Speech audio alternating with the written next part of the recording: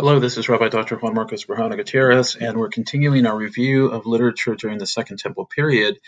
And of course, we're looking for those passages that deal with afterlife, life after death.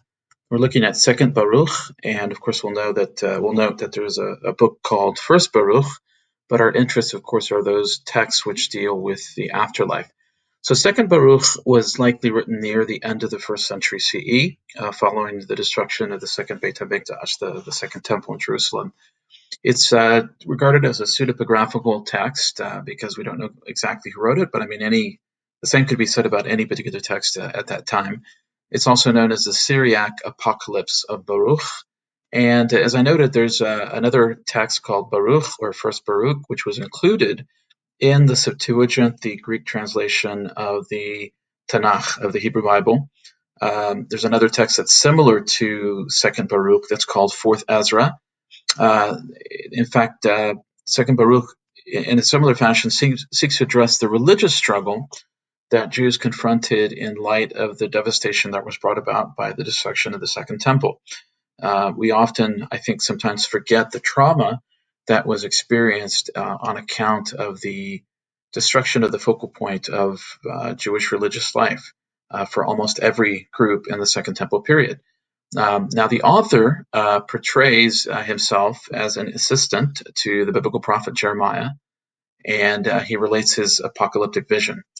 And Baruch lived at the destruction of the first temple, if we go by the time frame of the prophet Jeremiah, which was, of course, destroyed by the Babylonians. And the trauma of the first destruction and its exile continued into the second tragedy, or the second destruction, which I think in many ways makes us ask or remember that despite the fact that Jews had returned from the Babylonian exile, the exile had never really ended because, except for that brief time when the Hasmoneans ruled, Jews in the land of Israel had always been under foreign domination. So what we're going to look at is chapter 49. We have a couple of different slides here to look at. So this first one says, "Nevertheless, I will ask again from you." In fact, I should mention one thing. First Baruch, if I remember correctly, we have found, or I should say, fragments have been found at the Dead Sea at Qumran. I don't believe that's the case for Second Baruch.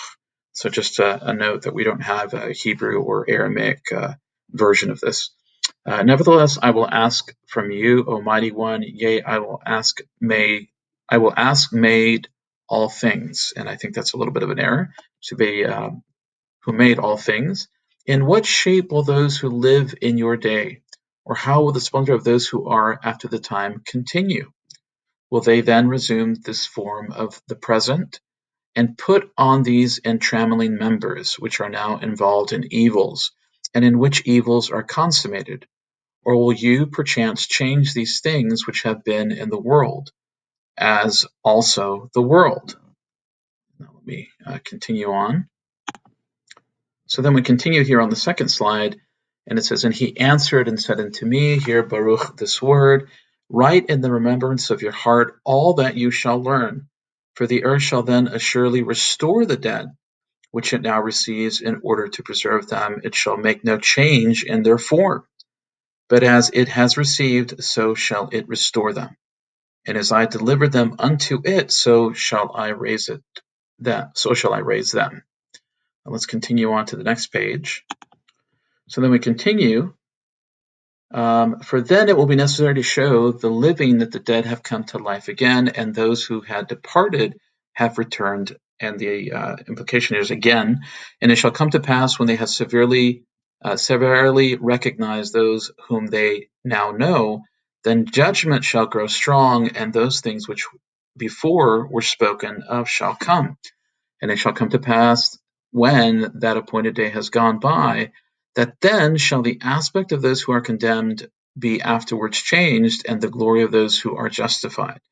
For the aspect of those who now act wickedly shall become worse than it is, and they shall suffer torment.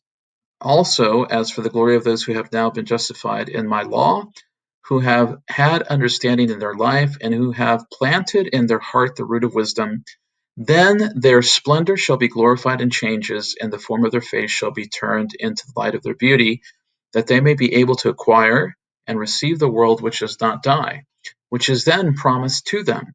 For over this above all shall those who come then lament. They rejected my law and stopped their ears that they might not hear wisdom or receive understanding.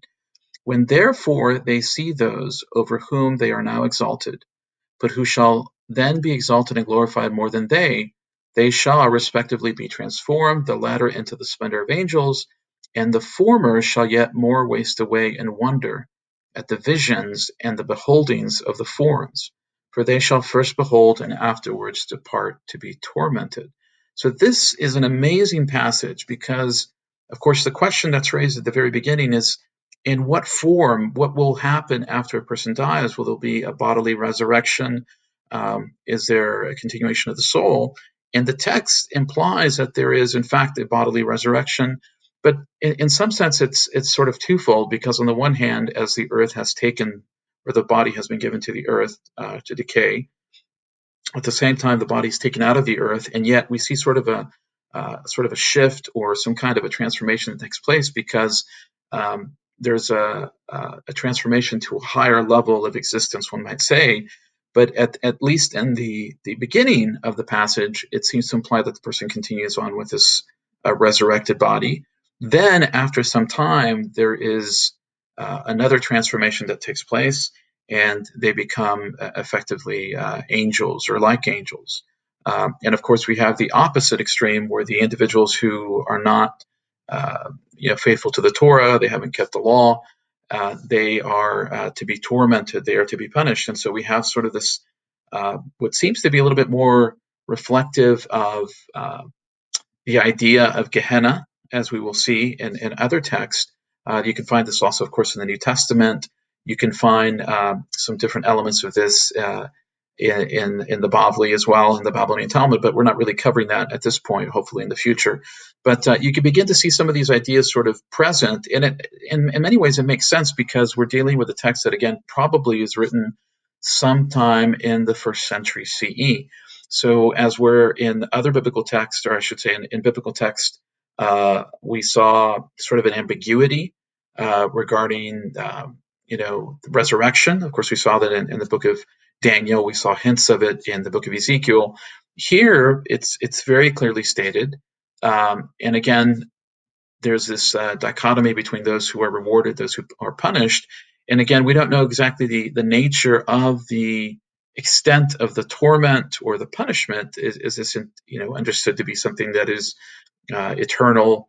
Is it something that lasts for a particular period of time? We're not clear. But obviously, we have two different extremes on the future of individuals who are resurrected. And okay, so we'll continue on with the next video.